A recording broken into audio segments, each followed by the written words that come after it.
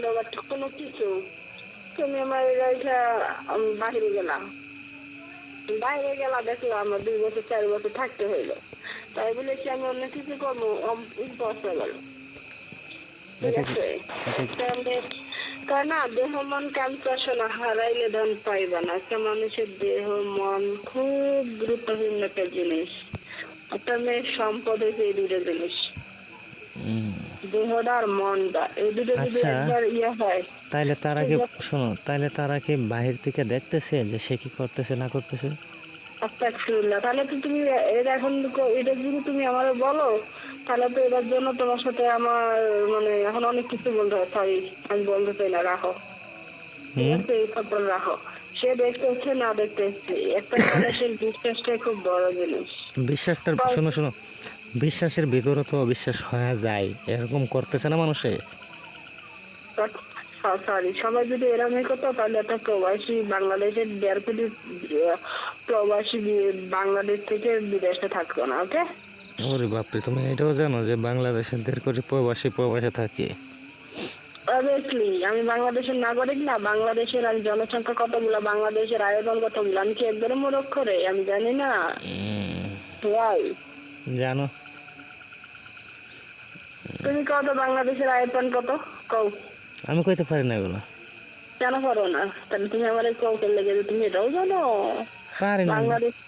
বাংলাদেশের আয়তন হচ্ছে 1,47,574 বর্গ কিলোমিটার। ওকে, আর হচ্ছে বাংলাদেশের এয়ারপোর্ট কেন হইলো এই জায়গায়? সব জায়গায় ম্যাপ করে নীল স্থানে এয়ারপোর্ট হয়েছে।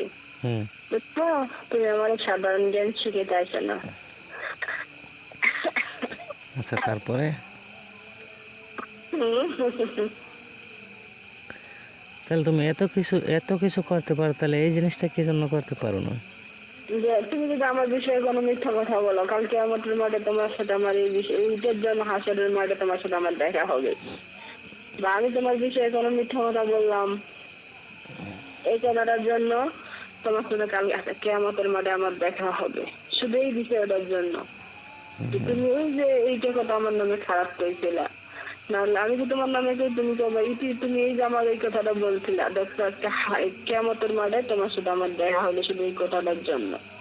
মানুষের কিয়ামতের মাঠে বাপ মেয়ের পরিচয় থাকবে না, মেয়ে বাপের পরিচয় থাকবে না, হাজবেন্ড ওয়াইফ ছাড়া কেউ কারো পরিচয় দিবে না। সবাই বলবে যে আমি নিজে দুইটা আছি সবসময়, নয় নিজের কেউ কারো পরিচয় দিবে না, শুধু মিথ্যা কথা বলার কারণে কাল কিয়ামতের মাঠে দেখা হবে। তুমি জানো? আমি কখনো কারোর সাথে মিথ্যে কথা বলি না। আমি তো তোমার বলি নাই, মানে তোমার আমি এমনিতে বললাম যে হচ্ছে অনেক মানুষ না মিথ্যা অপবাদ দেয়। তুমি আমি মনে বললাম যে দেখো তুমি আমার এই কাজটা করলা কেন, বাট তুমি আমার এই জিনিসটা নিলা কেন? মানুষ মানুষের জন্য। আমি